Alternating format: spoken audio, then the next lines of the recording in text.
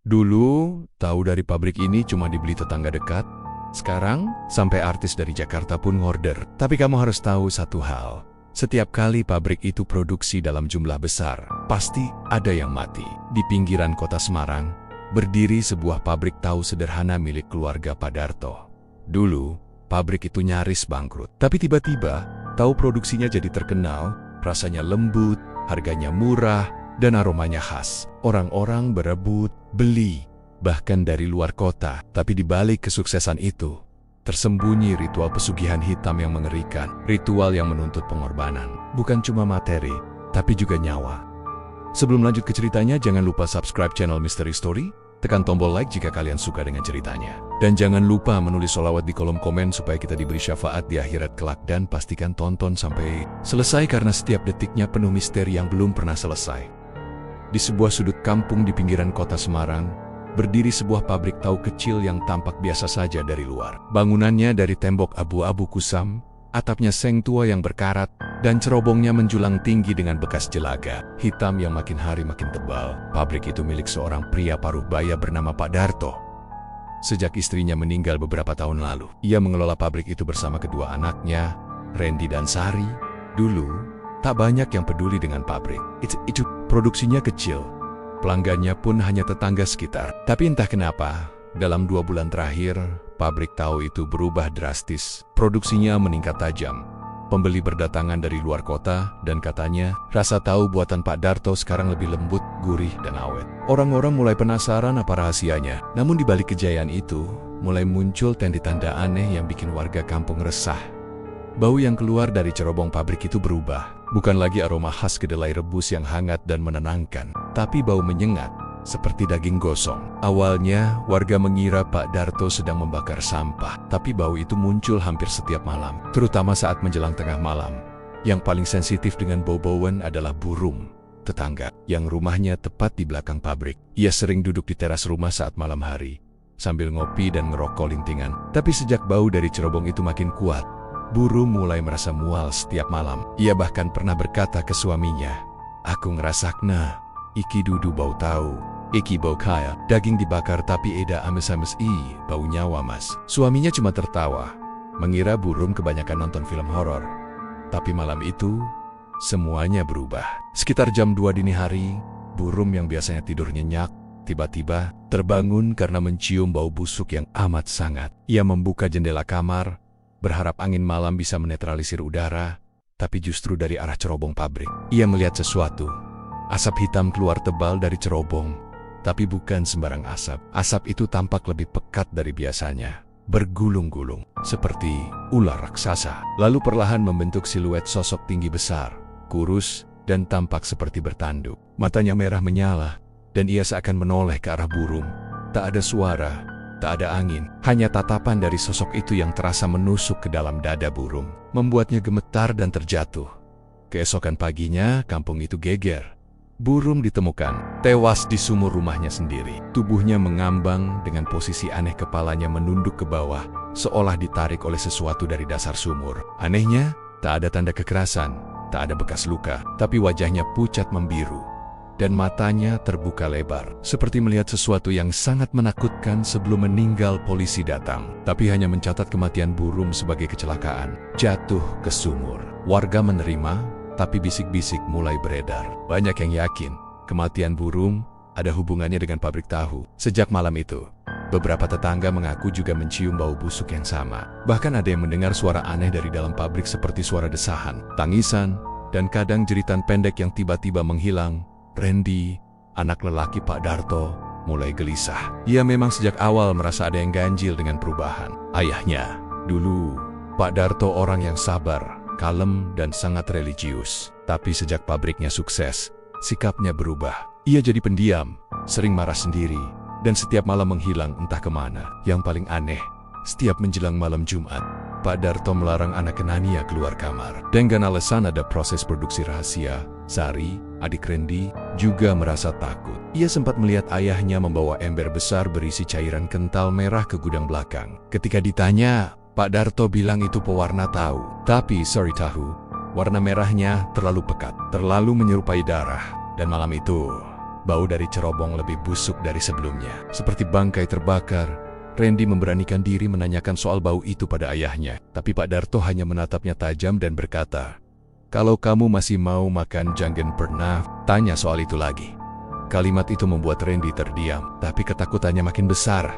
Seminggu setelah kematian burung, warga menemukan bangkai kucing di depan pabrik. Tubuhnya gosong sebagian, matanya hilang, dan di sampingnya ada jejak tangan. Bukan tangan manusia biasa, tapi besar, kasar, dan berbekas seperti cakar. Warga mulai takut keluar malam. Anak-anak dilarang bermain dekat pabrik. Tapi tetap saja, asap dari cerobong itu tak berhenti semakin sering dan semakin bau. Salah satu warga, Pak Broto, mencoba merekam aktivitas pabrik dari loteng rumahnya. Ia memasang kamera kecil yang menghadap ke arah cerobong. Saat hasil rekaman ditonton, semua merinding. Di tengah malam, asap keluar membentuk wajah yang tampak tersenyum. Senyum lebar dengan gigi-gigi hitam. Dan dari arah pintu belakang pabrik, ada bayangan orang berjalan merangkak masuk, tapi badannya terlalu panjang, seperti bukan manusia. Rekaman itu langsung dihapus oleh Pak Broto.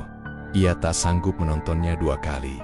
Beberapa hari kemudian, seekor anjing milik warga ditemukan mati, tepat di belakang pabrik. Lidahnya menjulur, matanya hilang, dan perutnya robek. Pak RT mulai mempertimbangkan untuk memanggil tokoh agama. Tapi setiap malam saat warga mulai berkumpul untuk membahas langkah apa yang harus diambil, mereka selalu merasa diawasi. Bahkan, beberapa orang mengaku melihat bayangan tinggi berdiri di atap pabrik, menatap lurus ke arah rama-rama warga. Ketegangan makin menjadi-jadi ketika seorang anak kecil mengigau saat tidur. "Jangan bakar aku bukan kedelai. Masak aku," begitu katanya sambil menangis. Ibu si anak langsung histeris dan pindah rumah ke rumah neneknya di desa sebelah.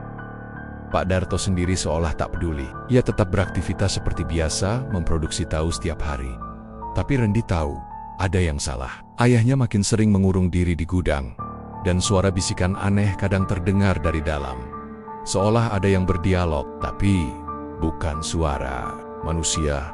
Randy mulai mencatat kejadian-kejadian aneh itu. Ia bahkan mencatat tengkel-tengkel di mana bau busuk muncul paling kuat. Dan ia sadar, setiap kali bau itu muncul, selalu ada yang mati atau hilang, entah hewan atau manusia. Malam menjelang Jumat Kliwon, bau dari cerobong makin tak tertahankan. Asapnya kali ini bukan sekadar hitam, tapi merah gelap. Warga yang lewat sampai muntah di tempat. Dan anehnya, dari arah cerobong terdengar suara seperti daging disayat, dicincang, dan direbus. Malam itu, satu lagi warga menghilang. Seorang pedagang keliling yang biasa lewat depan pabrik sekitar jam 3 pagi. Gerobaknya ditemukan terbalik, dagangannya berserakan, dan rodanya patah. Tapi orangnya tak pernah ditemukan. Warga mulai bicara terang-terangan. Pabrik itu harus ditutup. Tapi siapa yang berani? Pak Darto bukan lagi orang biasa. Tatapannya kosong dan ada aura hitam yang membuat orang ragu mendekat. Bahkan anak-anaknya pun takut bicara. Di akhir minggu itu, satu kejadian membuat semuanya tambah kacau. Dari sarabong, keluar bukan hanya asap dan bau, tapi juga suara. Suara perempuan menjerit, memanggil-manggil nama seseorang. "Randy, Sari, tolong, jangan biarkan dia potong aku." Randy mendengarnya, dan ia tahu itu suara ibunya. Suara yang seharusnya sudah terkubur 5 tahun lalu. Dan malam itu, Randy bertekad, apapun yang terjadi, ia harus buka gudang terlarang itu. Sebelum semuanya terlambat, 2 hari setelah malam Jumat Kliwon yang penuh teror itu, warga kampung Pojok Wetan masih dibiombianje kejadian aneh dari cerobong pabrik tahu milik Pak Darto. Tapi kejadian berikutnya lebih gila lagi. Dan kali ini bikin heboh bukan cuma kampung itu, tapi sampai ke media sosial. Semua bermula dari seorang pelanggan tetap, Buati, pemilik warung nasi di pasar pagi. Seperti biasa, ia beli tahu dalam jumlah banyak dari pabrik Pak Darto buat stok jualan. Tapi pagi itu, saat sedang memotong tahu-tahu itu untuk ditumis, ia melihat sesuatu yang membuatnya mual. Di salah satu potongan tahu, ada semacam garis merah kecil. Awalnya ia kira itu cuma jamur atau sisa pewarna makanan. Tapi pas dipotong lagi, bagian tengah tahu itu basah dan muncul cairan merah yang menetes ke talenan. Warnanya merah tua, dan aromanya bukan seperti kedelai, tapi amis, seperti darah. Buati langsung panik. Ia buang semua tahu ke ember, cuci tangan berkali-kali, dan langsung telepon tetangganya yang kerja di laboratorium sekolah. Dengan sedikit rayuan dan ketakutan, Buati berhasil menyuruhnya mengambil sampel tahu itu buat dicek 3 hari kemudian. Hasilnya keluar, dan isinya bikin lemas. Cairan yang meresap ke dalam tahu itu mengandung hemoglobin manusia. Itu darah manusia, bukan darah sapi, ayam, atau hewan lainnya, tapi darah manusia. Kabar itu langsung menyebar dari grup WhatsApp, Facebook kampung sampai ke telinga wartawan lokal. Mereka datang ke pabrik Pak Darto buat minta penjelasan. Tapi, seperti biasa, Pak Darto menolak semua tuduhan. Ia berdalih mungkin ada pekerja yang luka saat produksi dan bercaknya masuk ke dalam adonan tahu. Tapi tentu saja warga nggak percaya. Apalagi ini bukan sekali dua kali. Sudah terlalu banyak kejadian janggal sejak pabrik itu mendadak laris. Randy mendengar semua itu dari warung kopi langganannya. Ia yang tadinya cuma curiga kecil pada ayahnya, kini mulai benar-benar takut. Ia pulang dengan perasaan campur aduk. Ia ingin tanya langsung, tapi melihat sosok ayahnya yang sekarang saja sudah bikin bulu kuduk berdiri. Pak Darto sekarang sering duduk sendirian di dapur pabrik, menatap kosong ke arah dinding, seperti sedang berbicara dengan sesuatu yang tak kasat mata. Kadang bibirnya komet-kemet, kadang tertawa kecil, lalu tiba-tiba menings. Tapi yang paling menyeramkan adalah ketika ia tersenyum. Senyum Pak Darto bukan lagi seperti ayah yang hangat, tapi seperti orang yang sudah kehilangan akal sehat atau lebih parah, kehilangan jiwanya. Gudang belakang masih terkunci rapat. Seperti biasa, kunci selalu digantung di saku celana Pak Darto. Dan tak ada satupun anak buahnya yang berani masuk. Randy sendiri belum punya nyali buat membongkar paksa pintu itu. Tapi setelah kejadian tahu berdarah, ia tahu waktunya nggak banyak. Kalau dia nunggu lebih lama, mungkin justru Sari adiknya sendiri yang bakal jadi korban berikutnya. Malamnya, saat semua orang tidur, Randy mengendap ke ruang kerja ayahnya. Ia berharap bisa nemuin kunci gudang di laci atau lemari. Tapi membuka salah satu laci kayu tua itu, yang ia temukan justru lebih gila dari yang ia bayangkan. Ada setumpuk foto Polaroid, dan semua foto itu memperlihatkan wajah-wajah orang yang berbeda. Beberapa masih muda, beberapa tua, beberapa dari kampung, dan beberapa dari luar kota. Tapi ada satu kesamaan di semua foto itu, semua diambil saat mereka sudah meninggal. Tertutup, wajahnya pucat, dan di beberapa foto terlihat luka sayat di bagian pergelangan tangan atau leher. Di balik setiap foto, ada tulisan tangan dengan tanggal. Randy gemetar, ia mengenali beberapa nama. Satu di antaranya adalah Purum, dan yang paling bikin ia nyaris muntah adalah ketika ia menemukan foto terakhir dengan tanggal yang baru seminggu lalu, wajah yang tak asing. Karyawan baru pabrik yang beberapa hari lalu katanya pindah mendadak ke kampung halamannya. Randy mundur perlahan, menutup laci itu dengan tangan gemetar. Ia tak sadar, napasnya memburu kencang, sampai suara kaki terdengar dari arah dapur. Langkah itu berat, pelan, seperti menyeret, dan makin lama, makin dekat. Dengan cepat, Randy keluar dari ruang kerja dan naik ke kamarnya. Pura-pura tidur, jantungnya nyaris meledak saat mendengar suara pintu kamarnya terbuka, lalu diam cukup lama, lalu ditutup pelan. Besok paginya, Pak Darto bersikap seolah tidak terjadi apa-apa. Ia bahkan menyapa Randy dengan senyum tipis, menyuruhnya sarapan, dan berkata, "Kamu harus mulai belajar pegang pabrik, Ren. Suatu saat, pabrik ini kamu yang terusin." Randy hanya mengangguk. Ia merasa seperti duduk di depan makhluk asing yang hanya menyerupai ayahnya. Beberapa hari berikutnya, suasana di kampung makin kacau. Beberapa warga mengaku melihat sosok perempuan berkebaya lusuh berjalan di sekitar pabrik saat tengah malam, lalu menghilang di balik tembok. Ada juga yang bilang mendengar suara anak kecil menangis dari dalam cerobong asap. Dan seperti menguatkan semua kecurigaan, kabar mengejutkan datang dari tukang gali makam. Sebuah kuburan tua yang baru dibuka dan ditutup lagi tanpa izin, di lahan kosong tak jauh dari pabrik. Tidak ada jasad yang sudah tercabik dan dicuri organ dalamnya. Randy mendengar semua itu dan makin yakin, darah manusia yang ada di dalam tahu itu bukan kecelakaan. Bukan karena pekerja yang luka, tapi karena ada yang memang sengaja mencampurkan darah ke dalam adonan. Don bisa jadi, bukan cuma darah, tapi bagian tubuh manusia lain. Tengah malam, Randy diam-diam menyelinap ke gudang belakang. Ia membawa linggis kecil dan senter. Ia tahu ini berbahaya, tapi ia lebih takut pada kebenaran yang belum terungkap. Ia tahu, jika terus membiarkan semuanya, mungkin satu-satunya yang akan tersisa hanyalah jasadnya sendiri di meja pengorbanan. Dengan hati-hati, ia mencongkel pintu gudang. Setelah 3 kali hentakan pelan, gemboknya patah. Pintu terbuka perlahan, menimbulkan suara berderit yang seperti tangisan. Ruangan itu gelap, dingin, dan berbau anyir. Ia masuk pelan, menyusuri ruangan. Castle itu ada meja panjang, baskom besar, dan alat-alat tajam yang menggantung di dinding. Bukan alat masak, tapi lebih mirip pisau jagal. Di pojok ruangan, Ada ember besar berisi cairan merah yang baunya langsung menusuk hidung. Center Randy ke dinding dan ia melihat sebuah lukisan simbol aneh dengan darah kering yang menetes ke lantai. Di tengah simbol itu, ada foto keluarganya, termasuk dirinya dan Sari, ditancap dengan paku. Randy nyaris muntah, tapi sebelum ia keluar, ada suara dari luar pintu. "Ren, kamu ngapain di situ?" Itu suara ayahnya, tapi dingin, rata, tanpa nada marah atau kaget. Hanya datar, seperti robot. Randy menoleh. Sosok Pak Darto berdiri di ambang pintu. Matanya merah, dan di tangannya ada parang panjang. "Ayah, ini semua apaan?" Randy berusaha tetap tenang. Pak Darto menatapnya dalam-dalam. "Kamu udah masuk terlalu dalam, Ren. Tapi belum terlambat. Masih bisa kita bagi kekuatan ini, warisan ini." "Apa maksud ayah? Ini semua dosa. Ini bukan warisan. Ini kutukan." Pak Darto tertawa pelan. "Tahu itu cuma kedelai, tapi kalau kamu kasih sedikit darah, sedikit nyawa, tahu itu jadi emas. Orang bakal ngantri, kamu tinggal duduk, dan dunia akan menyembah kamu." Randy mundur. "Aku nggak mau." Pak Darto maju satu langkah. "Kalau kamu nggak mau, berarti kamu tumbalnya. Kamu atau adikmu, pilih." Randy langsung lari keluar dari gudang.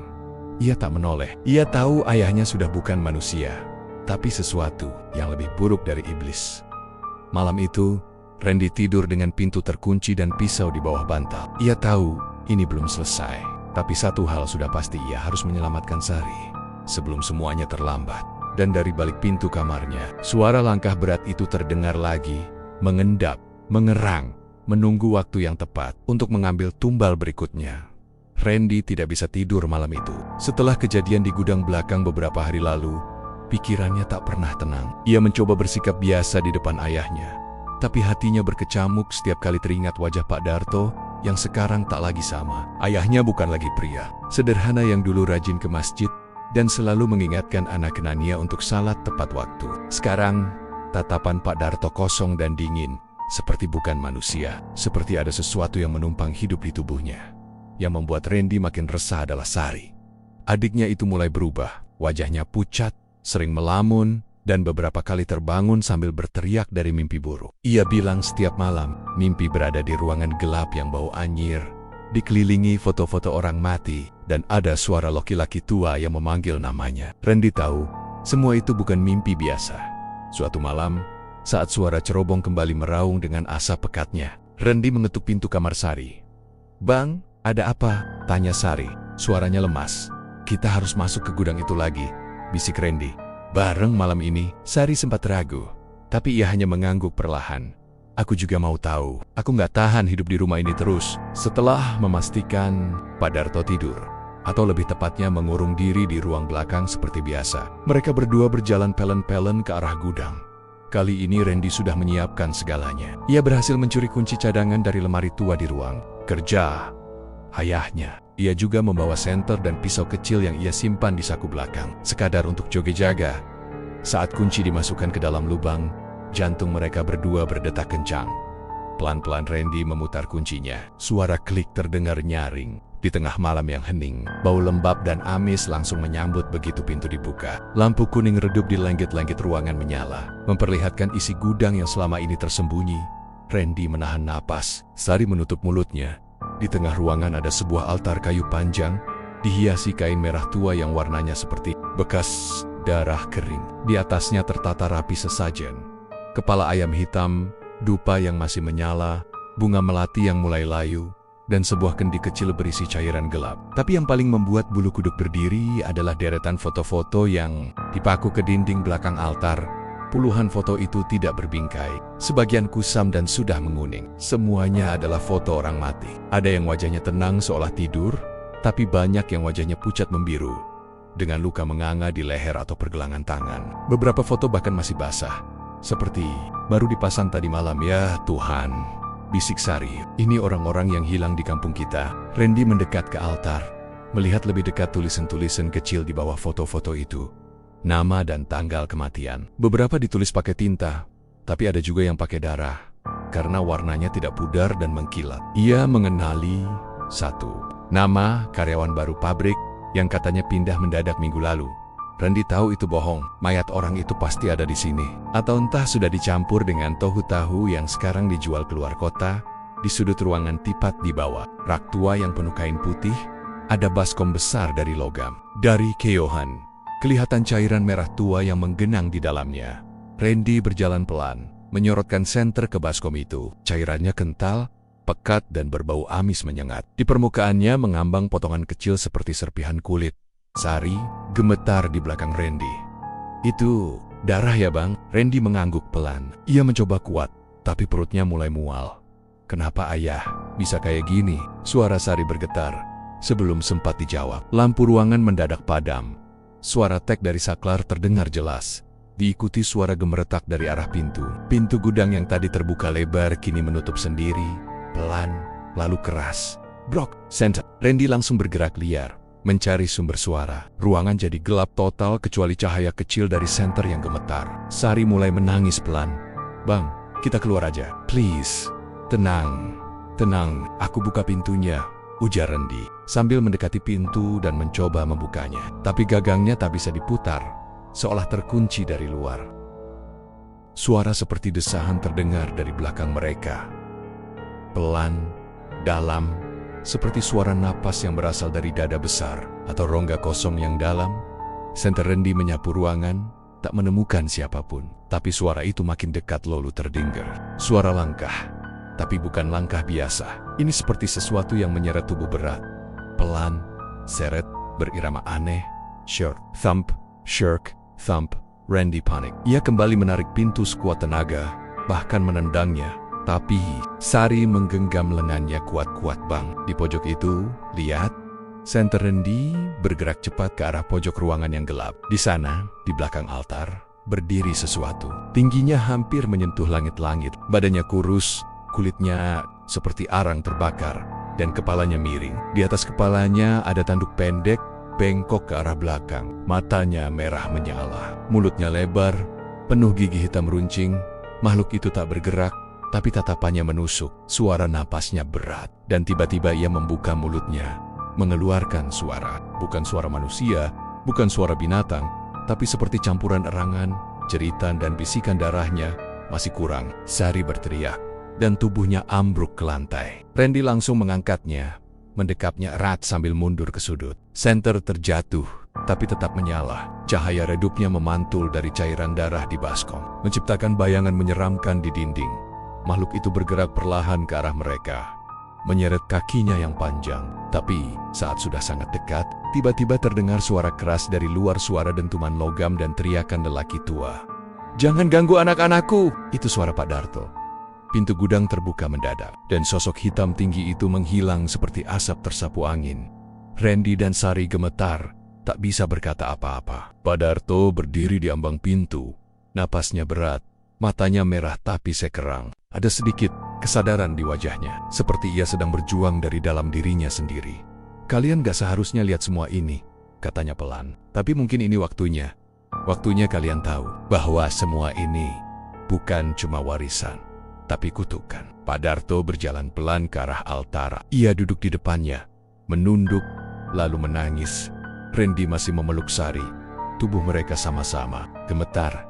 Tapi satu hal sudah jelas. Apapun yang ada di pabrik itu bukan cuma masalah keluarga. Ini sudah jauh melampaui logika, dan mereka harus mengambil keputusan, bertahan, atau lari. Tapi kemanapun mereka pergi, mereka tahu darah sudah menempel, dan bau anyir itu akan terus mengikuti. Sejak malam mengerikan di gudang belakang itu, Randy dan Sari hidup dalam ketakutan yang lebih dalam. Wajah makhluk bertanduk yang muncul dari balik altar terus menghantui mimpi mereka. Randy bahkan sempat 3 hari tidak bisa tidur, selalu terbangun dengan keringat dingin dan dada berdebar. Ia tahu semua ini belum selesai. Pintu sudah dibuka, dan rahasia yang mengintai selama bertahan-tahan mulai menyembul ke permukaan. Tapi masih ada yang belum terjawab. Siapa sebenarnya sosok itu? Dari mana datangnya? Dan yang paling penting, bagaimana semuanya bisa dimulai? Jawabannya datang dari tempat yang tidak mereka sangka, di sore yang sepi. Saat Pak Darto pergi entah kemana, Randy duduk sendiri di kamar ibunya, yang sudah lama tidak dibuka. Ruangan itu masih seperti dulu, kasur kecil di sudut, lemari tua, yang pintunya sedikit retak, dan rak-rak berisi buku serta perlengkapan menjahit. Di balik tumpukan kain batik lusuh, Randy menemukan sesuatu yang tidak ia kenali sebelumnya. Sebuah kotak kayu kecil dengan ukiran bunga melati dan kunci tua yang tergantung di pegangannya. Tanpa banyak pikir, ia membuka kotak itu. Ada tumpukan buku tulis berwarna coklat, sudah menguning dimakan waktu. Tulisan di sampulnya jelas, catatan harian, Siti Rahayu, itu nama ibunya. Jantung Randy berdetak kencang. Ia membuka halaman pertama. Dan di sana, dalam tulisan tangan rapi, ibunya menulis tentang hari-hari biasa, tentang Randy kecil yang rewel, tentang Sari yang susah makan, tentang Pak Darto yang dulu rajin bekerja. Tapi makin lama, isi catatan itu berubah, makin mengerikan. Pada halaman ke-34, tulisan tangan ibunya berubah sedikit bergetar. Hari ini Darto kembali dengan mata merah. Ia bilang tak sanggup melihat anak-anak lapar terus. Katanya, ada jalan agar usaha tahu kita tidak bangkrut. Tapi, aku tahu dia bohong. Aku tahu ia telah menemui seseorang di kaki Gunung Ungaran. Seorang tua berpakaian serba hitam yang menawarinya janji. Dengan syarat yang tidak manusiawi, Randy berhenti membaca. Ia menarik napas dalam-dalam sebelum melanjutkan. Malam itu, Darto menyuruhku diam di kamar bersama anak-anak. Ia pergi ke pabrik sendiri. Aku mengintip dari celah jendela dan melihatnya menyiapkan sesajen di atas altar darah ayam, potongan rambut, dan sebotol darah haidku yang ia ambil diam-diam. Lalu ia berlutut dan membaca doa aneh. Tak lama kemudian, dari cerobong keluar asap hitam, dan aku mendengar suara. Bukan suara manusia. Aku gemetar. Aku tahu, Darto telah membuka pintu yang seharusnya tidak pernah dibuka. Lidah Randy kaku. Tangannya gemetar saat membalik halaman berikutnya. Semakin jauh, catatan itu semakin jelas menggambarkan perjanjian. Gelap yang dilakukan ayahnya tahu kita mendadak laris. Orang-orang bilang rasanya beda, gurih, lembut, dan tahan lama. Tapi aku tahu kenapa. Setelah ritual itu, Darto menyiapkan baskom besar di belakang pabrik. Merendam kedelai semalaman dalam air yang telah ia campur dengan darah-darah manusia. Ia bilang darah itu memperkuat rasa tahu, membuatnya tak cepat basi. Tapi dari mana darah itu? Aku sempat berpikir dia menggunakan darah sendiri. Tapi malam berikutnya aku melihatnya membawa kantong plastik besar dari arah rel kereta, menyeretnya masuk ke gudang. Di pagi harinya, aku menemukan noda darah mengalir dari celah lantai. Dan malamnya, tahu-tahu yang dikirim ke kota habis dalam hitungan jam. Randy memejamkan mata, tenggorokannya kering. Ia membayangkan bagaimana ibunya hidup dalam ketakutan selama bertahun-tahun, berpura-pura tak tahu apa-apa demi menjaga keluarga tetap utuh. Aku tak tahu harus apa. Kalau aku melapor, anak-anakku akan kehilangan ayah. Tapi, kalau aku diam, kami semua akan jadi bagian dari dosa ini. Dan malam ini, aku tahu, Darto akan mulai menargetkan orang-orang. Bukan lagi binatang atau darah yang ia cari, tapi nyawa utuh. Dia bilang, semakin banyak tumbal manusia, semakin besar kekuatan yang diberikan makhluk itu. Ia bahkan tidak lagi menyebutnya Tuhan, tapi majikan. Kalau aku mati, dan catatan ini ditemukan, tolong bakar altar di gudang itu. Bakar semuanya. Jangan biarkan anakku ikut jalan ini. Aku rela mati, asal anak-anakku selamat. Randy menutup buku itu dengan air mata menggenang di matanya. Sehari yang dari tadi diam di pojok kamar, menangis perlahan. Ia memeluk kakaknya erat. Jadi ibu tahu semua ini. Selama ini, bisik Sari. Randy mengangguk pelan. Ibu tahu, tapi dia nggak bisa ngelakuin apa-apa. Hari itu Randy tahu ia tak bisa lagi diam. Ia harus mengakhiri semua ini. Harus. Tapi bagaimana caranya? Ayahnya bukan lagi manusia. Dan makhluk itu sudah terlalu dalam menguasai tempat ini. Malamnya, mereka berdua menyelinap lagi ke pabrik. Mereka ingin membuktikan isi catatan itu. Ingin tahu apakah benar darah manusia direndam bersama kedelai.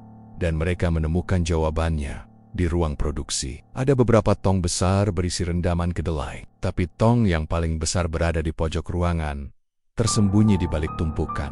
Keren. Randy menariknya pelan, membuka tutupnya dengan senter kecil. Cahaya menyorot ke dalam tong, biji kedelai mengapung di permukaan. Tapi air rendamannya bukan bening seperti biasanya. Warnanya merah tua, hampir kehitaman. Di permukaan air, mengambang rambut manusia. Dan di dasar tong, samar-samar terlihat jari tangan.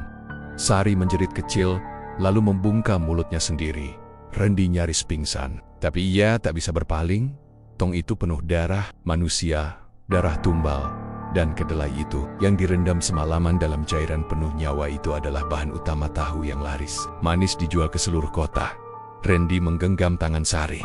Kita harus bakar semua ini. Sari mengangguk, tapi sebelum mereka bisa bergerak, suara pintu terbuka pelan. Suara langkah berat masuk, dan dari balik tumpukan karung, sosok Pak Darto muncul dengan mata merah menyala. "Kenapa kalian di sini?" tanyanya dengan suara parau. Randy berdiri di depan Sari. "Kami tahu segalanya tentang darah, tentang tumbal, tentang ritual itu." Pak Darto menatap mereka lama, lalu tersenyum. Tapi senyum itu menakutkan, seperti wajah topeng yang pecah sebagian. "Kalian pikir semua ini bisa dihentikan?" katanya pelan. "Setelah semua yang dikorbankan, setelah puluhan nyawa, darah mereka sudah menyatu dengan tanah di sini. Dengan airnya, dengan dinding pabrik ini." Ia melangkah maju. "Kalian bukan penyelamat. Kalian cuma kelinci yang belum disembelih. Tapi waktunya sudah dekat." Randy menggenggam pisau kecil di saku celana. "Kalau ayah berani sentuh Sari, aku yang bakal potong urat nadi ayah sendiri." Pak Darto terdiam, lalu tertawa kecil. "Kau sudah mulai belajar, nak.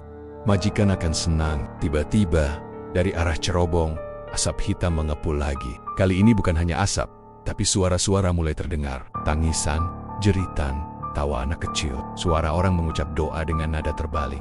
Dan dari kolam rendaman itu, gelembung darah mulai muncul satu persatu, seolah air itu hidup. Randy tahu, waktu mereka hampir habis.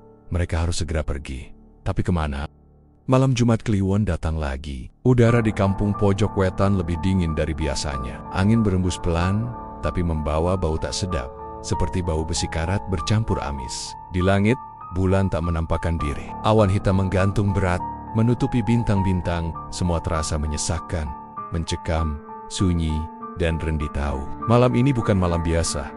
Sejak membaca catatan harian, mendiang ibunya, dan melihat langsung baskom kedelai yang direndam darah manusia, Randy tak bisa menutup mata. Ia tahu, ia dan Sari harus segera pergi dari rumah ini, dari pabrik ini, dari kota ini kalau perlu. Tapi di balik rasa takut itu, ada sesuatu yang membuatnya belum bisa melangkah, keinginan untuk tahu semuanya. Selama ini ia hanya melihat sisa-sisa kengerian. Sekarang, ia ingin melihat dengan mata kepalanya sendiri. Seperti apa sosok yang ayahnya sebut majikan?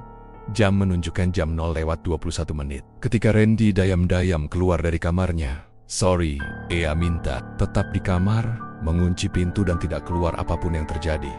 Ia sendiri membawa senter kecil. Hanya itu, tak ada pisau, tak ada rencana besar. Ia hanya ingin tahu apa sebenarnya yang selama ini terjadi di tengah pabrik setiap malam. Jumat Kliwon. Randy menyelinap ke ruang produksi, tempat di mana tahu-tahu biasanya diolah. Lampu-lampu di dalam sudah dimatikan, tapi dari kejauhan, ada cahaya redup menyala di lantai pabrik. Randy menunduk dan mengendap, menyelinap di antara tumpukan karung dan drum kedelai. Langkahnya pelan, napasnya ditahan, dan akhirnya ia tiba di tempat itu, lantai tengah pabrik, tepat di bawah cerobong raksasa. Di sana, dalam temaram lampu minyak yang diletakkan di lantai, Pak Darto berlutut. Ia mengenakan kain putih panjang seperti sarung. Tubuhnya tak berbaju, kulit punggungnya penuh bekas goresan dan lebam. Di depannya diletakkan sesajen, kepala kambing hitam, 2 kendi kecil berisi cairan merah, dan foto-foto tua yang ditempeli rambut manusia. Randy menahan napas. Ia tidak berani bergerak, tapi ia juga tidak bisa lari. Tatapannya terpaku. Pak Darto mulai membaca mantra. Suaranya rendah, pelan, tapi semakin lama semakin cepat. Lidahnya melafalkan bahasa yang tak dikenali, bukan Jawa, bukan Arab, entah bahasa apa. Lidahnya terdengar seperti terpelintir, dan setiap kata yang keluar membuat udara di sekelilingnya jadi berat. Randy merasa dadanya ditekan dari dalam. Tak lama kemudian, cerobong di atas kepala mereka mengeluarkan asap tipis. Awalnya cuma seperti kabut, tapi kemudian berubah. Asap itu menggumpal, memadat, dan mulai bergerak turun seperti tali. Uap panas menjalar di ruangan, dan dari dalam cerobong itu muncul sosok yang selama ini hanya muncul di bayangan Randy.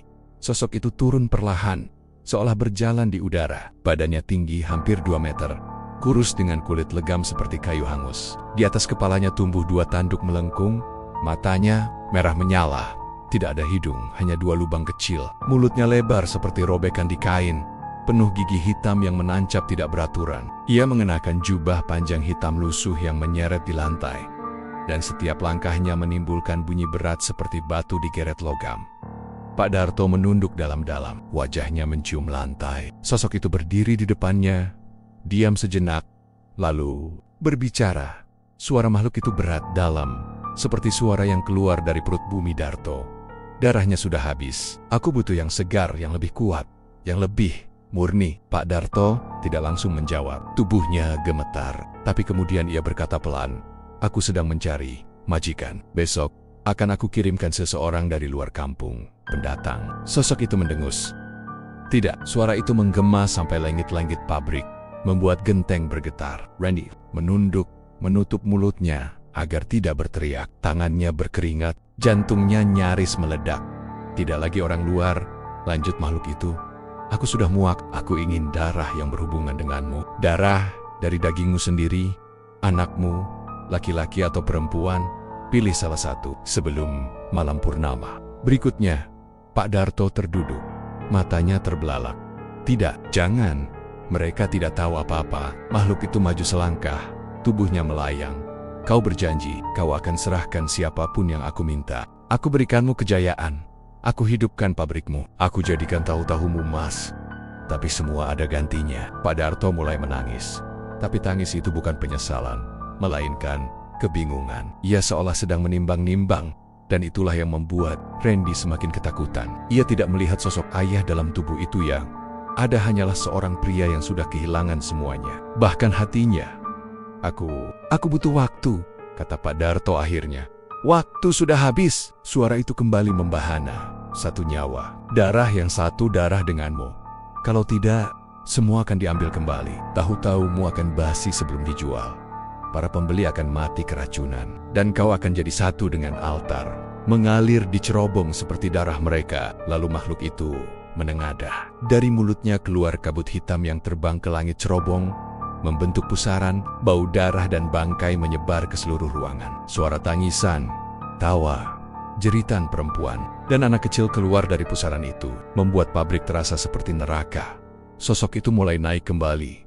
Tubuhnya menyatu dengan asap dan kabut, lalu menghilang di balik cerobong, menyisakan dengungan lirih seperti suara angin yang menangis. Di lantai, Pak Darto terduduk, lemas. Ia mencengkram kepalanya, lalu tertawa, tapi bukan tawa bahagia. Itu tawa orang gila, tawa dari orang yang sudah tak punya pilihan. Randy mundur perlahan, menjauh dari tempat itu. Tubuhnya lemas, seluruh sendi terasa dingin. Ia ingin muntah, ingin lari, tapi langkahnya pelen-pelen, membawanya kembali ke pintu belakang. Di kamar, ia kunci pintu dan langsung terduduk. Sari terbangun, menatap kakaknya dengan cemas. "Ada apa, Bang?" Randy tak langsung menjawab. Matanya basah, suaranya serak Sari. "Kamu harus kabur dari sini." Sari mengernyit. "Kenapa? Ada apa?" Ayah, dia disuruh milih salah satu dari kita. Dia harus ngasih tumbal, bukan orang luar, tapi dari darah dagingnya sendiri." Sari membeku, matanya langsung berkaca-kaca. "Maksudmu, aku atau kamu?" Randy mengangguk pelan. "Kalau kita nggak pergi dari sini secepatnya, salah satu dari kita bakal diseret ke altar itu, direndam, dijadikan bahan tahu. Kayak yang lain." Tangis Sari pecah, tapi Randy langsung memeluknya. "Kita bakal cari jalan keluar, aku janji." Tapi jauh di dalam hatinya, Randy tahu waktu mereka sudah hampir habis. Dan mungkin sudah ada satu nama yang dipilih oleh ayah mereka. Mungkin Sari, mungkin dirinya. Tapi malam itu, di bawah pabrik yang masih bau darah, Randy bertekad kalau memang harus ada satu nyawa yang jatuh, lebih baik bukan mereka. Tapi malam belum selesai. Karena dari luar kamar, suara lantai kayu mulai berderit. Langkah kaki terdengar mendekat. Pelan, berat, seolah membawa beban besar. Suara itu berhenti di depan pintu kamar mereka. Dan terdengar bisikan, suara yang sangat dikenali. Suara ayah mereka. "Sari, kamu belum tidur ya? Sudah hampir seminggu sejak malam Jumat Kliwon itu." Tapi bayang-bayang lelaki bertanduk dari cerobong masih terus menghantui benak Randy dan Sari. Mereka hidup dalam ketakutan yang begitu rapat, seolah setiap suara langkah di malam hari bisa jadi pertanda kematian. Ayah mereka, Pak Darto, tidak lagi berbicara banyak. Ia lebih sering mengurung diri di ruang belakang, keluar hanya saat memeriksa produksi tahu atau duduk termenung di kursi kayu tua dekat sumur. Tapi yang paling aneh adalah perubahan pada Sari. Gadis itu kini semakin sering melamun, matanya seyip, dan kulitnya makin pucat. Ia sulit tidur, dan kalaupun bisa, ia selalu terbangun dengan keringat dingin, menjerit sambil manggil nama ibu mereka yang sudah lama meninggal. Awalnya, Randy mengira adiknya hanya stres berat karena tekanan batin. Tapi, semua berubah sejak Sari mulai menceritakan isi mimpinya, "Bang, aku mimpi ibu lagi," katanya suatu malam. Suaranya pelan dan gemetar. Randy menoleh dari jendela. Ia sudah terbiasa tidur tidak nyenyak, berjaga hingga pagi. Ibu bilang, "Apa?" Sari memeluk lututnya. Matanya menerawang. Ibu nangis di bawah pohon jambu belakang rumah. Duduk sambil mangku boneka kecil. Tapi bukan bonekaku. Itu boneka dari jerami. Lehernya dililit benang merah. Randy diam. Ibu nggak senyum bang, kayak dulu-dulu. Tapi nangis, mukanya pucat banget. Rambutnya basah, kayak habis direndam air. Dia cuma bilang satu hal, pelan, terus diulang-ulang. "Apa? Selamatkan adikmu sebelum ayahmu menjadikannya tumbal." Randy merinding seketika. Bulu kuduknya berdiri. Ia memegang tangan Sari yang mulai dingin. "Itu bukan mimpi biasa, Sar." Sari mengangguk pelan. "Aku tahu, aku juga ngerasa gitu ibu. Dia mau bantu kita. Tapi dia udah gak bisa bicara banyak. Cuma bisa muncul sebentar. Kayak ditahan sesuatu." Randy menatap langit-langit kamar. Ia tahu perjanjian pesugihan yang dijalani ayahnya bukan main-main. Setelah melihat ritual malam Jumat Kliwon itu, ia yakin benar kalau makhluk bertanduk dari cerobong bukan sekadar jin atau setan biasa. Itu entitas yang jauh lebih kuat dan haus darah. Dan kini, makhluk itu meminta tumbal baru. Bukan orang luar, tapi darah keluarga sendiri. Dan Randy tahu, itu hanya menyisakan dua pilihan, dia atau Sari. "Kalau gitu, kita harus pergi dari sini, Sar. Malam ini juga," bisiknya. Sari menoleh. "Kita bisa kemana? Ke rumah Buati atau ke rumah Pak Ustadz Slamet. Yang penting keluar dari rumah ini dulu. Kita cari cara buat lapor ke polisi atau cari orang pintar buat netralin ini semua." Sari menelan ludah. Ia takut, tapi matanya kini mulai mengeras. Ia bukan gadis kecil penakut lagi. Ia tahu hidupnya dalam bahaya. Mereka mulai mengemas barang diam-diam, hanya baju secukupnya, dompet, dan sedikit uang simpanan. Randy mematikan ponsel mereka. Jaga-jaga kalau Pak Darto menggunakan pelacak. Saat semuanya siap, mereka membuka pintu pelen-pelen dan melangkah keluar lewat pintu dapur. Tapi ketika mereka sampai di halaman belakang, tubuh Sari mendadak kaku bang. "Itu," Randy menoleh. Di bawah pohon jambu yang tumbuh di samping sumur tua berdiri sosok perempuan. Gaunnya putih, rambutnya panjang, menjuntai menutupi sebagian wajah. Ia berdiri kaku, tak bergerak, dan tubuhnya basah kuyup, meneteskan air. Sari langsung berjongkok sambil menutup wajah. "Itu ibu." Randy ingin lari, tapi ia tidak bisa. Kakinya berat, seolah ada magnet yang menahannya. Sosok itu perlahan mengangkat wajah, dan benar itu ibu. Tapi wajahnya pucat, matanya merah basah, dan ada bekas luka panjang di lehernya. Ia tak bicara, hanya menatap mereka dalam-dalam, lalu menggeleng pelan. Tangan kirinya menunjuk ke arah jendela rumah, tepat ke arah kamar. "I am mereka." Kemudian, ia mengangkat telunjuknya ke bibir, dan menghilang seperti asap tertiup angin. Sari menangis diam-diam. Randy memeluk adiknya. "Ibu mau kita tahu sesuatu," gumam Randy. Mereka kembali masuk ke dalam rumah. Dengan langkah pelan, mereka mendekati jendela kamar Pak Darto. Tirai jendela tertutup, tapi ada celah kecil di bawahnya. Randy mengintip perlahan. Apa yang ia lihat membuatnya nyaris terjatuh di dalam kamar. Pak Darto sedang berdiri membelakangi cermin besar. Di depannya, berdiri sosok yang tidak kasat mata tapi terlihat samar dari pantulan kaca. Lelaki bertanduk, tinggi, berkulit hitam, dengan mulut lebar dan mata merah menyala. Makhluk itu menempelkan tangan panjangnya ke kepala Pak Darto, seolah menyalurkan sesuatu. Dan Pak Darto tertawa pelan. "Aku sudah memilih," katanya pelan. "Yang perempuan, dia lebih mudah, Takmel, dan dia yang paling mirip ibunya." Randy menahan napas. Ia tahu yang dimaksud adalah Sari. Ia menarik Sari mundur perlahan. Wajah adiknya sudah pucat pasi. "Kita nggak bisa tunggu besok. Kita harus pergi sekarang. Lewat jalan tikus." Desit Randy. Mereka berlari keluar, menyusuri gang kecil di samping rumah menuju jalan belakang kampung. Tapi langkah mereka terhenti saat melihat sosok berdiri di ujung gang. Pak Darto. Ia berdiri diam, membawa parang kecil di tangan kanannya. "Kalian mau kemana?" Suaranya pelan, tapi tajam seperti silet. Randy berdiri di depan Sari, menahan napas. "Ayah, biarkan kami pergi." Pak Darto tersenyum. "Kalian gak ngerti. Aku ngelakuin ini semua demi kalian, demi masa depan kalian. Kalau ritual ini berhasil, kita gak perlu takut miskin, sakit, atau dihina orang. Dunia akan tunduk." "Sorry menjerit, kamu bukan ayah." "Ayah yang dulu udah mati!" Raut wajah Pak Darto berubah.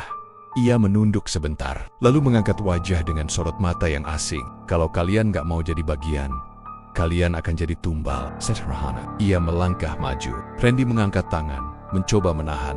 Tapi Pak Darto mendorongnya keras ke dinding Sari. Ikut aku, bisiknya sambil mendekat ke adiknya. Tapi tiba-tiba, udara di sekitar mereka menjadi dingin. Angin bertiup keras. Dan dari balik pohon, jambu, muncul lagi sosok perempuan berbaju putih.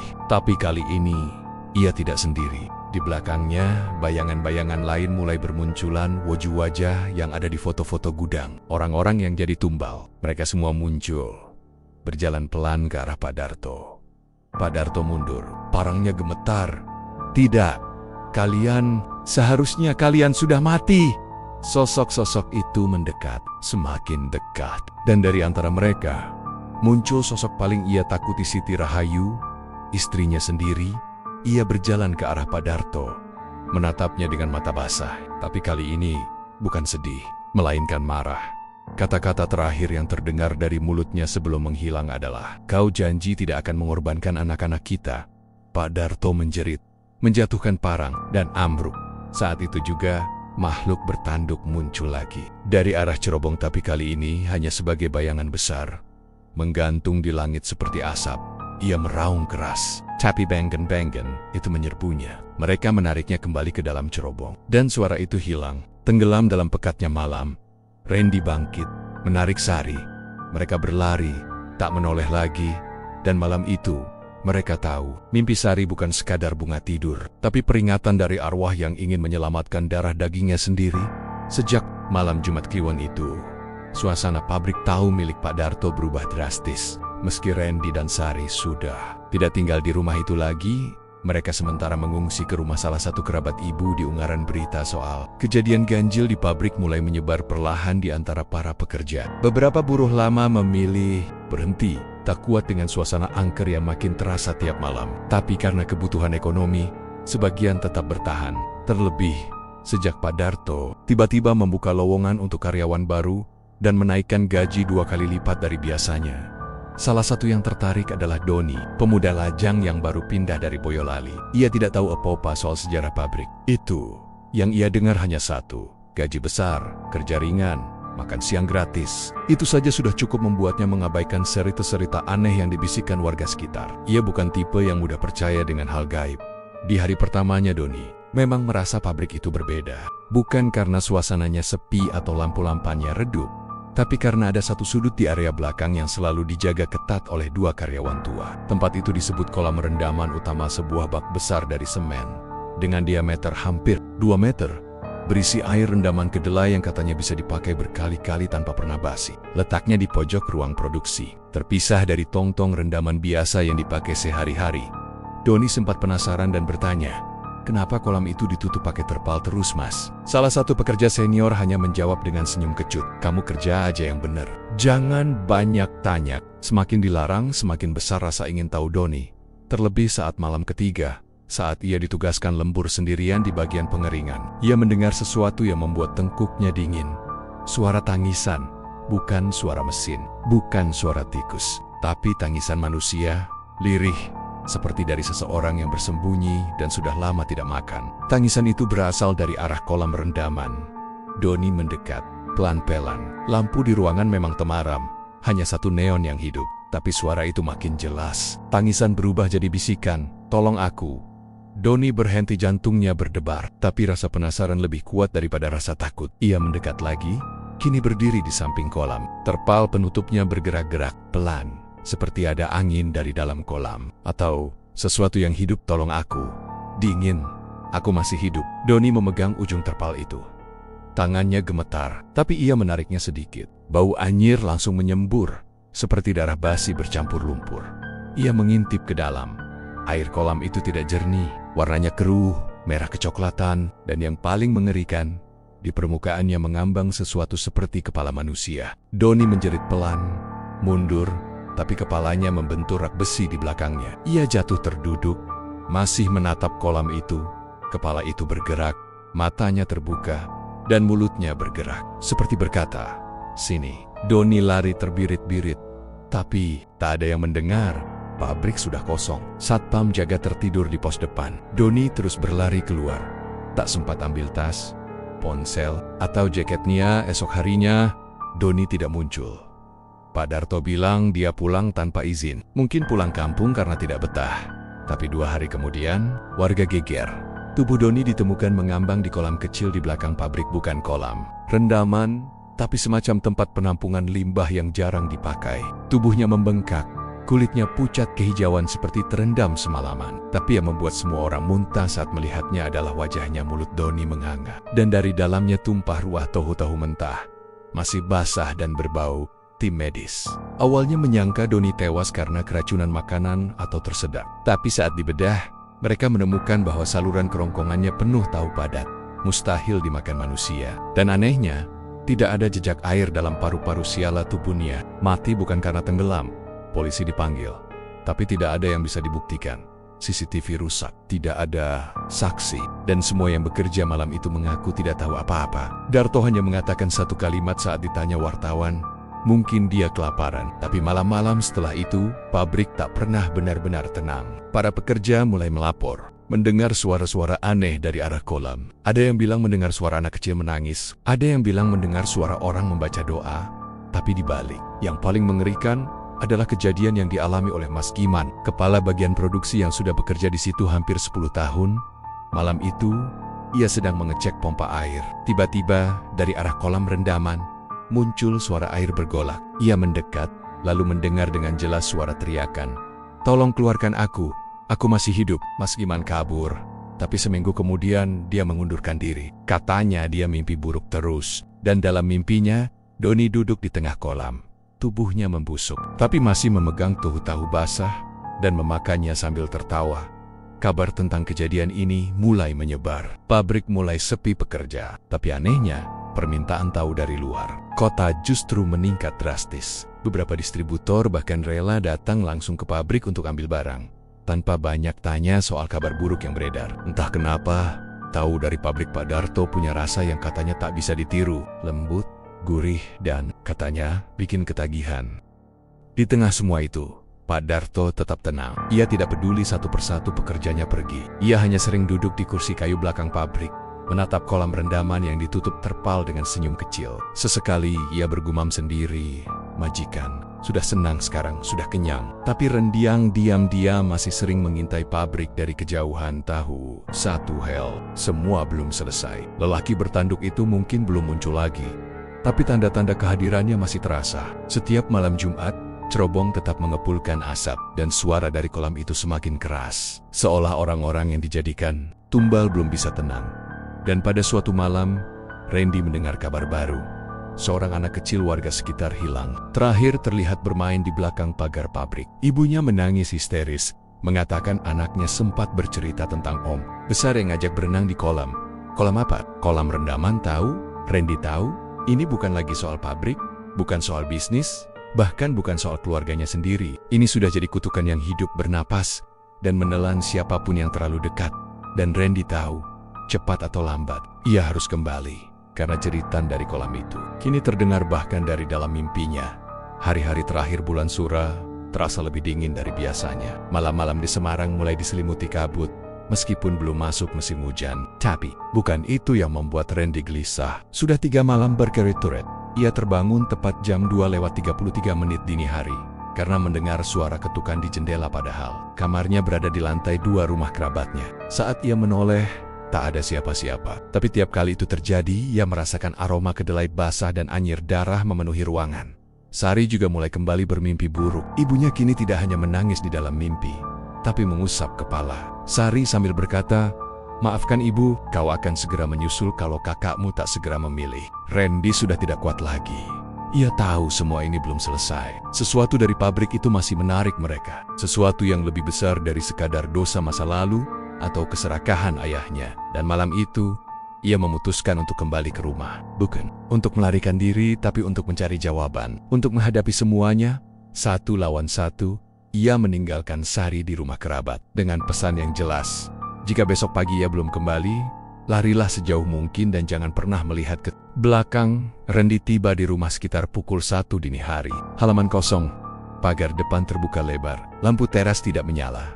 Tapi dari dalam rumah, samar-samar terdengar suara. Suara orang berbicara sendiri.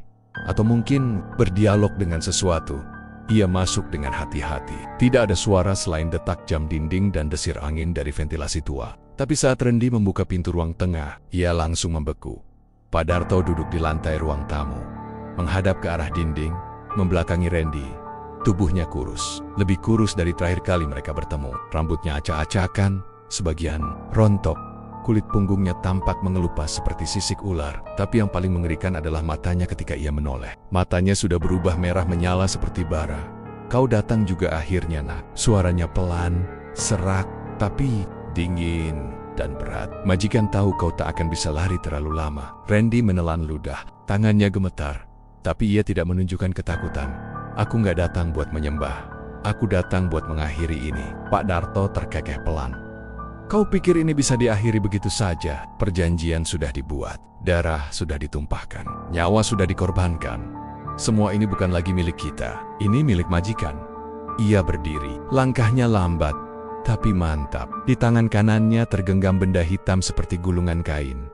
Aku sudah tua, waktuku tidak lama, tapi pabrik harus tetap jalan. Ritual harus tetap dijaga. Majikan butuh penerus dan kau, satu-satunya darah yang cukup kuat untuk mewarisinya. Randy menggeleng. Aku nggak mau, tapi kau harus. Pak Darto membuka gulungan kain itu, dan di dalamnya ada benda-benda yang membuat perut Randy mual. Belatung hidup, potongan kuku manusia, dan segenggam rambut yang masih basah darah. Ambil, ini, simpan di bawah bantalmu 3 malam. Setelah itu, kau akan mulai melihat tanda-tanda. Kau akan dapat penglihatan. Kau akan diajari ritual oleh majikan sendiri. Kalau aku menolak, Pak Darto menatapnya lama. Matanya menyala lebih terang. Kalau kau maka kau dan adikmu akan menjadi bahan rendaman selanjutnya. Ucapan itu membuat udara di ruangan langsung dingin. Listrik padam, lilin di sudut ruangan menyala sendiri. Dari arah dapur, terdengar suara gemuruh. Seperti langkah kaki berat di lantai semen, lalu disusul oleh bisikan lirih yang mengitari telinga. Randy bisikan dalam bahasa yang tak dimengerti, namun terasa seperti kutukan yang merambat ke tulang belakang. Randy mencengkeram ke mejanya, napasnya sesak. Kau bisa menolak, lanjut Pak Darto. Tapi majikan tidak akan berhenti sampai darah kalian mengering di kolam. Randy berbalik, hendak kabur, tapi langkahnya tertahan. Tubuhnya membeku di depan lorong yang menuju ke dapur. Sosok tinggi besar muncul dari balik kegelapan. Lelaki bertanduk, kulitnya menghitam, kering seperti kayu terbakar. Mulutnya lebar, penuh gigi bergerigi. Ia tidak berjalan, ia melayang perlahan. Kepalanya nyaris menyentuh langit-langit. Dari tubuhnya menguap asap pekat, dan setiap geraknya menyebarkan bau busuk, mayat serta kedelai basi. Ia berhenti tepat di depan Randy. Mata merahnya menatap tajam, bibirnya terbuka. Pilih. Suara itu bukan hanya terdengar, tapi terasa di dada. Seperti palu menghantam jantung. Randy mundur. Tubuhnya limbung, tapi tak ada jalan keluar. Sosok itu mengangkat tangannya dan memperlihatkan 2 benda. Satu boneka, jerami berambut panjang jelas itu mewakili Sari. Dan satu lagi, lilin hitam dengan ukiran namanya sendiri. Randy, tumbal berikutnya harus keluarga. Desis makhluk itu. Kecuali kau menjadi penjaga baru, pewaris, pemilik pabrik. Pak Darto ikut bicara. Kalau kau terima, semuanya berakhir. Tak ada lagi yang mengejarmu. Majikan akan memberimu kejayaan, uang, kekuatan. Tahu-tahu buatanmu akan jadi makanan. Para raja, Randy menggertakkan gigi. Kalau aku jadi penerusmu, siapa yang akan mati selanjutnya? Makhluk itu tersenyum. Senyum itu lebar, seperti kulit wajahnya ditarik paksa. Siapapun yang kau pilih, Randy merasa dunia berputar. Ia hampir muntah. Nafasnya pendek-pendek, pikirannya kacau. Tapi jauh di dalam hatinya, suara ibunya kembali terdengar. Menangis, berkata pelan, "Selamatkan adikmu." Dan malam itu, Randy membuat pilihan. Tapi apa pilihannya tidak ada yang tahu pasti esok harinya. Sari bangun di rumah kerabat dengan suasana aneh. Udara terasa pengap. Ketika ia membuka jendela, seekor burung hitam menabrak kaca dan jatuh mati di depan rumah. Di luar, anak-anak kecil lewat sambil bernyanyi lagu aneh. Tahu berdarah, tahu berdarah. Dan ketika ia membuka ponsel, ada satu pesan dari Randy, cuma 2 kata. "Maafkan aku, Malam itu langit tak menunjukkan tanda-tanda bulan, semua tenggelam dalam gelap yang lebih pekat dari biasanya. Jalanan menuju pabrik tahu sunyi dan terasa seperti perut bumi. Hanya suara gesekan dedaunan dan gemerisik angin yang mengiringi langkah Pak Darto saat menyeret tubuh Sari ke dalam ruang produksi. Sari memberontak, menjerit, menendang sekuat tenaga. Tapi ayahnya seperti bukan manusia lagi. Matanya merah, wajahnya pucat seperti lilin, dan tangannya dingin seperti es. Tak ada keraguan sedikit pun di matanya. Ia seperti dikendalikan sesuatu yang lebih besar, lebih kejam.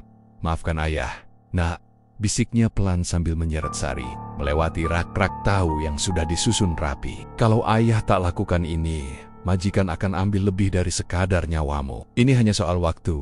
Sori menanggus, mulutnya disumpal kain. Tubuhnya dibaringkan di altar kecil di sisi kolam rendaman utama yang malam ini terbuka penuh. Airnya memantulkan warna merah gelap, mengeluarkan bau anyir yang menusuk. Di sekeliling altar, sesajen sudah disiapkan. Darah ayam hitam, bunga kantil, dan segenggam rambut Sari yang entah kapan dicuri ayahnya. Lilin hitam menyala di 4 penjuru ruangan. Di langit-langit, cerobong pabrik mulai mengeluarkan asap, bukan asap biasa, tapi asap hitam tebal yang bergulung seperti ular. Suara bisikan menggema dari segala arah. Ada yang tertawa, ada yang menangis, dan ada yang menobet-naibet nama Sari berkali-kali dengan nada seperti memanggil roh. Pak Darto mencium tangan putrinya. "Setelah ini, kau akan abadi, nak. Kau akan jadi bagian dari kejayaan kita. Tahu-tahu dari pabrik ini akan terus diminati. Majikan akan senang, semua akan baik-baik saja." Tapi sebelum ia mengangkat pisau sesembahan, sebuah suara keras menggema. Dari luar pabrik, berakekekeke, pintu belakang dihantam paksa. Sesaat kemudian, suara langkah tergesa menggema di lantai semen. Dan dari balik gelap, muncullah Randy berdiri tegap, membawa jeriken besar di satu tangan dan korek api di tangan lain. Wajahnya kotor, matanya sembab, tapi sorotnya menyala penuh tekad. "Lepasin Sari, ayah." Pak Darto menoleh perlahan. Wajahnya terkejut, tapi bukan karena takut. Ia justru tersenyum. "Ah, kau datang. Bagus, majikan senang. Mungkin dia akan minta kalian berdua malam ini." Randy melangkah cepat. Ia menumpahkan isi jeriken ke sekeliling ruangan. Bau bensin langsung menusuk. Beberapa lilin padam seketika, tapi satu tetap menyala, cukup memberi cahaya saat Randy mendekati altar dan berdiri di antara ayahnya dan Sari. "Aku nggak peduli lagi. Kalau harus mati, mati aja sekalian. Tapi kita nggak akan jadi bahan rendaman. Kita bukan tahu. Kita manusia." Pak Darto mengangkat pisau. "Kau akan membakar semua warisan ini, Randy. Semua yang ayah bangun. Ini bukan warisan, ini dan malam ini, semuanya harus selesai." Randy menyalakan korek api. Api kecil menari di ujungnya. Napasnya berat, air mata mengalir, tapi tangannya tak goyah. "Tunggu," bentak Pak Darto. "Kalau kau bakar ini, majikan akan marah." "Bagus," jawab Randy. "Biar dia datang, biar dia lihat aku nggak takut." Dan dalam satu hentakan jari, korek itu dilempar ke lantai. Api langsung menjalar. Cepat menyambar tirai, kain-kain sesajen, tumpukan kardus tahu, dan merambat menuju kolam rendaman. Pabrik berubah jadi lautan api dalam hitungan detik. Pak Darto menjerit. Ia mencoba menyelamatkan sesajen, tapi terjungkal. Lilin-lilin meleleh, udara jadi panas. Asap memenuhi ruangan. Sari berusaha bangkit dari altar. Ikatan di tangannya terbakar dan akhirnya putus. Ia merangkak ke arah Randy sambil batuk-batuk hebat. Namun dari tengah kobaran, suara lain mulai muncul. Suara itu bukan suara manusia, tapi tawa-tawa panjang, dalam, berat, dan menyakitkan telinga. Hahaha. Tawa itu datang dari atas cerobong. Sosok gelap mulai muncul di antara asap. Lelaki bertanduk, kini lebih besar, lebih gelap. Tanduknya bercabang seperti akar. Matanya membara merah. Tubuhnya menghitam seperti arang hidup. Tapi meski api membakar sekelilingnya, ia tidak terbakar. Justru makin kuat. Ia melayang turun pelan, menembus kobaran api. Seperti uap kegelapan itu justru menguatkannya. "Kalian pikir api bisa membakar aku?" Suaranya menggema seperti ribuan suara dalam satu mulut. "Aku lahir dari darah. Aku hidup dari penderitaan. Aku tumbuh dari keserakahan kalian." Pak Darto merangkak ke arahnya, seperti memohon. "Tuan, ampunilah. Aku tidak tahu mereka akan melawan." Makhluk itu menatapnya, lalu tertawa lagi. Haha. Dan dengan satu ayunan tangan, tubuh Pak Darto terpental ke dinding, terbakar, habis seketika. Ia menjerit keras, Tubuhnya terlipat dan membara seperti kertas dibakar dari dalam. Matanya meleleh, kulitnya mengelupas, dan hanya menyisakan abu yang perlahan hancur diterpa angin. Sari menutup mata. Randy menarik tangannya. "Lari, Sar, lewat belakang." Tapi makhluk itu muncul di hadapan mereka. Tangannya terjulur, melaknat, menyeringai. "Kalian takkan bisa lari, kalian bagian dari perjanjian. Dan darah kalian akan jadi makanan terbaikku." Namun tiba-tiba, dari atas lenggit-lenggit yang mulai runtuh, suara lonceng berdentang. Lonceng tua yang sudah rusak bertahun-tahun, tapi malam itu berdentang nyaring. Dentang-dentang sosok lelaki bertanduk itu tersentak. Ia memandang ke atas, wajahnya marah. Di balik asap dan puing-puing kayu yang terbakar, muncul siluet seorang perempuan bergaun putih. Rambutnya panjang dan matanya menangis darah. Itu Ibu Mer Siti Rahayu. Ia turun perlahan, berdiri di antara api dan kegelapan. Tubuhnya terang, bercahaya putih samar. Tangan kanannya terjulur, melindungi anak-anaknya. Tangan kirinya menggenggam boneka jerami boneka lama milik Sari, yang dulu pernah dibuang ke sumur belakang. Sosok bertanduk meraung keras. Tapi cahaya dari tubuh Siti Rahayu menyebar cepat, seperti kabut dingin, memadamkan api yang melingkupi altar. Dalam beberapa detik, ruangan jadi senyap. Sosok bertanduk itu berteriak marah dan terbang ke langit-langit. Kembali ke cerobong, meninggalkan jejak asap pekat yang berputar-putar. Lalu menghilang. Randy dan Sari terdiam, nafas mereka tersengal. Tubuh mereka penuh jelaga. Tapi Mer masih hidup. Siti Rahayu menatap mereka terakhir kali, tersenyum tipis, lalu berkata pelan, "Lari." Dan tubuhnya meledak menjadi cahaya. Ledakan itu mengguncang seluruh pabrik. Cerobong runtuh. Kolam rendaman retak dan menyembur cairan merah. Tahu-tahu mentah beterbangan seperti dilempar badai. Api kembali membakar. Dan tak ada waktu tersisa. Randy menarik Sari, dan mereka berlari keluar dari pintu samping. Tepat ketika mereka melompat keluar pagar, ledakan besar mengguncang tanah. Pabrik tahu itu ambruk sepenuhnya. Tersisa hanya api dan asap yang membumbung ke langit. Tapi di dalam asap itu, terdengar lagi suara. "Hahaha, kali ini jauh, tapi jelas." Dan seolah belum berakhir, musim berganti. Hujan deras membasahi etap-etap rumah warga Kelurahan Tambak Sari, membuat jalan tanah becek dan berlumpur. Tapi meski alam seolah ingin menghapus jejak tragedi yang pernah terjadi, ingatan warga tidak mudah hilang. Apalagi ingatan soal malam saat pabrik tahu itu terbakar hebat, disertai suara jeritan dan ledakan yang mengguncang jantung setiap orang yang mendengarnya. Setelah malam itu, tak ada yang berani mendekat ke reruntuhan. Bahkan tukang rongsok yang biasanya mengais besi tua pun tak mau mendekat. Mereka bilang ada suara-suara aneh di malam hari. Kadang terdengar suara orang tertawa, kadang seperti suara tahu mendidih. Tapi saat didekati, tempat itu hening seperti kuburan. Bahkan seekor anjing peliharaan yang tersesat ke area bekas pabrik ditemukan mati dengan mata membelalak dan mulut berisi gumpalan kedelai mentah. Namun waktu berjalan. Beberapa bulan setelah kejadian, perlahan warga mulai mendengar kabar yang tak mereka duga pabrik itu akan dibuka kembali. Awalnya hanya kabar burung, tapi kemudian papan besar terpampang di depan reruntuhan. Pabrik tahu baru rasa Segara dibuka di bawah pengelolaan baru. Warga bingung, siapa yang mau buka usaha di tanah terkutuk seperti itu. Tapi beberapa hari kemudian, truk-truk besar datang membawa bahan bangunan. Malam-malam pun terdengar suara mesin bor dan las menyala. Meski warga sekitar tak melihat ada satupun pekerja siang hari, semua pengerjaan berlangsung larut malam. Aneh, tapi warga hanya bisa mengintip dari celah-celah tirai dan pagar rumah mereka. Yang bikin bulu kuduk berdiri adalah ketika pabrik itu rampung. Tak seperti bangunan sebelumnya yang sederhana dan kumuh. Pabrik baru itu justru lebih besar, modern, dan terlihat megah. Catnya putih bersih.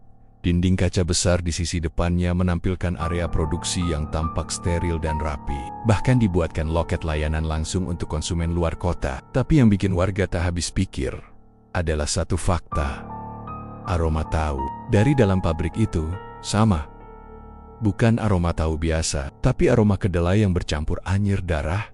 Pabrik tahu itu mulai beroperasi dengan sistem tertutup, tidak menerima karyawan lokal. Semua dikerjakan oleh orang-orang yang tak dikenal warga. Sekitar datang malam hari, pulang sebelum subuh. Mereka naik mobil gelap, memakai masker dan jaket tebal. Tak pernah berbicara satu patah kata pun.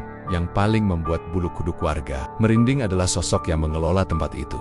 Seorang pria muda, kurus tinggi, kulitnya pucat, rambutnya klimis dan selalu memakai pakaian bersih tanpa noda. Orang menyebutnya Tuan Muda. Ia tidak pernah menyebut nama, hanya berkata dirinya adalah murid Pak Darto. Ia pernah muncul sekali dalam sebuah pertemuan RW, membawa bingkisan besar untuk pengurus kampung, isinya uang tunai, beberapa bungkus tahu istimewa, dan amplop putih. Semua warga yang hadir malam itu merasa terpaksa menerima. Tapi setelah malam itu, 2 dari warga yang makan tahu tersebut masuk rumah sakit dengan kondisi aneh. Tubuh mereka membengkak, kulit mengelupas, dan dari mulut mereka keluar busa berwarna putih.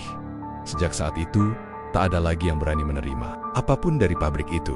Namun yang mengejutkan, permintaan tahu dari luar kota justru melonjak tajam. Truk-truk pengiriman berdatangan setiap malam. Beberapa di antaranya berlogo restoran ternama dari Jakarta, Surabaya, hingga Bali. Orang-orang kota mulai mencari tahu dari pabrik ini, katanya rasanya beda. Lebih gurih, lebih lembut, bikin nagih. Tidak ada yang tahu rahasia resepnya. Tapi orang-orang tua di kampung itu tahu. Rasa tahu itu berasal dari darah. Warga semakin resah, tapi tak ada yang berani bicara. Kepala desa sudah beberapa kali didatangi orang dalam dari perusahaan yang katanya siap bantu kampung dengan dana besar. Tapi setiap kali kepala desa menolak, anaknya tiba-tiba kerasukan. Pernah suatu malam, anaknya menjerit sambil mencakar. Wajah sendiri, berteriak, "Saya bukan tahu, jangan rendam saya, jangan potong tangan saya." Panik, kepala desa akhirnya pasrah. Ia datang sendiri ke pabrik malam-malam, dan setelah itu, ia jarang muncul di publik. Rumahnya tertutup, dan setiap malam hanya terlihat lampu merah menyala dari dalam.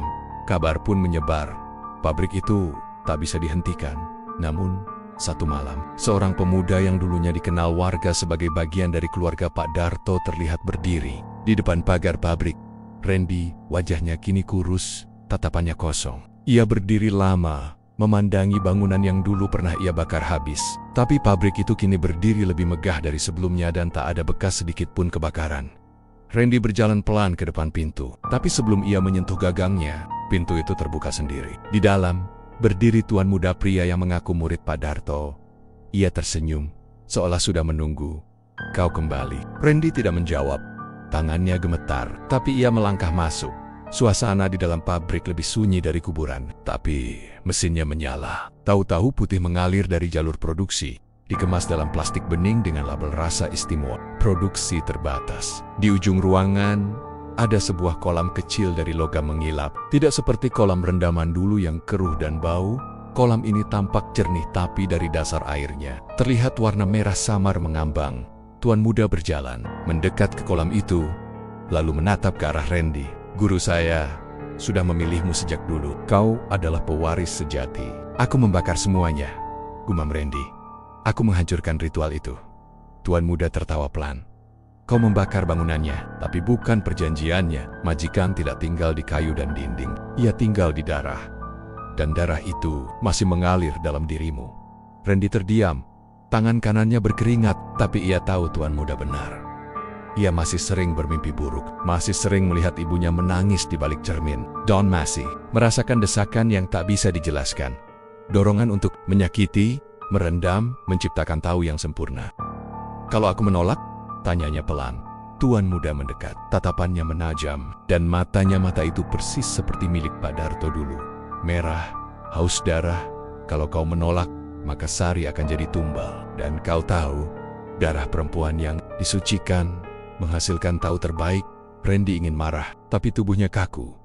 Ia menatap kolam rendaman. Di permukaan air, muncul pantulan wajahnya sendiri, tapi bukan wajah biasa. Wajah itu pucat, matanya merah dan tersenyum. Lebasik senyum seorang penjaga pesugihan. Dan di kejauhan, dari arah cerobong yang kini berbentuk bulat seperti pilar modern, muncul asap tipis. Lalu suara, "Waktumu sudah tiba." Dan malam itu, pabrik tahu yang seharusnya sudah mati berproduksi kembali. Terima kasih sudah menonton channel Mystery Story. Terus dukung channel ini dengan cara komen, like, share, dan subscribe. Mohon maaf jika ada kesamaan nama tokoh, tempat kejadian, ataupun cerita. Itu adalah kebetulan semata.